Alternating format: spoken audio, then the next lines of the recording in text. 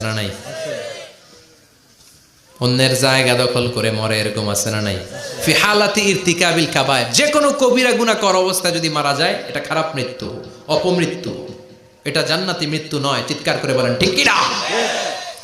এরপর ফি সাখাতিল ওয়ালিদাইন, বিশ্বনবী বললেন কোন ছেলে যদি মারা যায় এমন অবস্থায় মা বাবা তার উপর রাগান্বিত, এটা ভালো মৃত্যু? কথা বলেন। পৃথিবীর চেয়ে, গোটা পৃথিবীর বুকে মায়ের চেয়ে আপন কেউ আছে নাকি? এই মায়ের মনে কষ্ট দিয়ে ওই অবস্থায় যদি মারা যায় এই মৃত্যুটা অনেক খারাপ। চিল্লায় বলেন ঠিক কিনা? এজন্য মায়ের সাথে খারাপ আচরণ করবেন নাকি? কথা বলেন। যার মা নাই সে জানে মা না থাকার কি জ্বালা, ঠিক কিনা?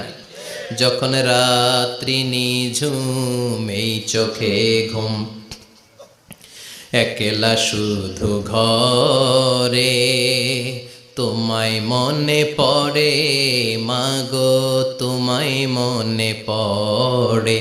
যখন রাত্রি নিঝুম এই চোখে ঘুম, একলা শুধু ঘরে তোমায় মনে পড়ে মাগো, তোমায় মনে পড়ে।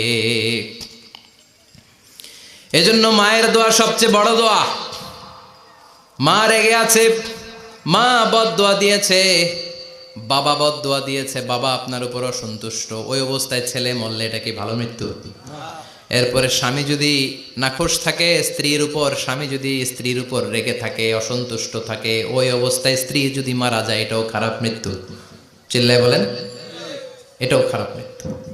এরপরে লাউ ফারিহাল মুসলিমুনা বিমাউতি, কোন লোক মারা গেলে যদি এলাকার মুসলমানরা খুশি হয় এটা কি ভালো মৃত্যু নাকি? কোন লোক মারা গেলে এলাকার মুসলমানরা যদি আল্লাহর শুকরিয়া করে এটা কি ভালো মৃত্যু নাকি? আমরা কি ভালো মৃত্যু চাই নাকি খারাপ? আমরা শাহাদাতি মৃত্যু চাই, ইমানের মৃত্যু চাই। পড়েন আমিন। এজন্য রাব্বুল আলামিন বলেন বাল তুসিরুনাল হায়াতাদ দুনিয়া ওয়াল আখিরাতু খায়রুন ওয়া আবাকা। ক্ষণস্থায়ী দুনিয়াটাকে তোমরা বড় মনে করো, এটা বড় না, বড় হলো আখিরাতের জীবন। এজন্য আখিরাতের জীবনের জন্য প্রস্তুতি দরকার আছে না নাই? মরণ হচ্ছে সবচেয়ে বড় প্রস্তুতি, মরণের চিন্তা। মান কানা ওয়াইদান ফাল মাউতু ইয়াকফি, যে নিজেকে সোজা করতে চায় মৃত্যুর চিন্তাই তার জন্য যথেষ্ট। আজকের এই আলোচনার পরেও কি আমাদের টনক নড়বে না?